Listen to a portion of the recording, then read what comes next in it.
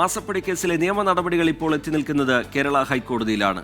Muvattupuzha vigilance കോടതി തള്ളിയ vigilance അന്വേഷണ ആവശ്യത്തിലാണ് ഹൈക്കോടതി അല്പസമയത്തിനകം വിധി പറയാൻ പോകുന്നത്. കേസിന്റെ നാൾവഴി കൂടി പരിശോധിക്കാം റിപ്പോർട്ടിലേക്ക്.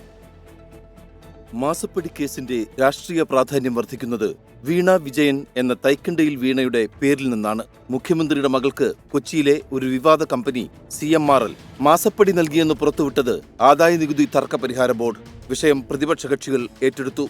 Enforcement directorate, serious fraud investigative office തുടങ്ങിയ കേന്ദ്ര ഏജൻസികളും അന്വേഷണം ആരംഭിച്ചു.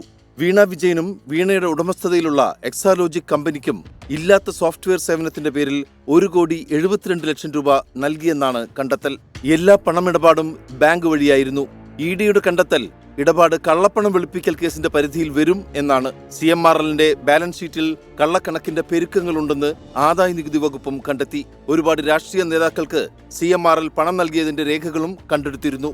മാത്യു കുഴൽനാടൻ MLA, ഷോൺ ജോർജ്, കളമശ്ശേരി സ്വദേശി ഗിരീഷ് ബാബു എന്നിവരാണ് നിയമ നടപടിയുമായി മുന്നോട്ടു പോയത്. കേന്ദ്ര സർക്കാർ ഏജൻസികളുടെ കണ്ടെത്തലുകൾ സമർപ്പിച്ചത് ഡൽഹി ഹൈക്കോടതിയിൽ.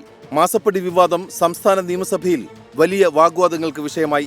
മാത്യു കുഴൽനാടനും മുഖ്യമന്ത്രിയും നേർക്കുനേർ ഏറ്റുമുട്ടി. വീണ വിജയനെ SFIO ഒന്നിലേറെ തവണ ചോദ്യം ചെയ്തു. എല്ലാ രേഖകളും വീണ അന്വേഷണ ഉദ്യോഗസ്ഥർക്ക് കൈമാറുകയും ചെയ്തിരുന്നു. മാസപ്പടി കേസിൽ വിജിലൻസ് അന്വേഷണം വേണം എന്ന മാത്യു കുഴൽനാടന്റെ ഹർജിയിലാണ് ഇന്ന് ഹൈക്കോടതി വിധി പറയുന്നത്.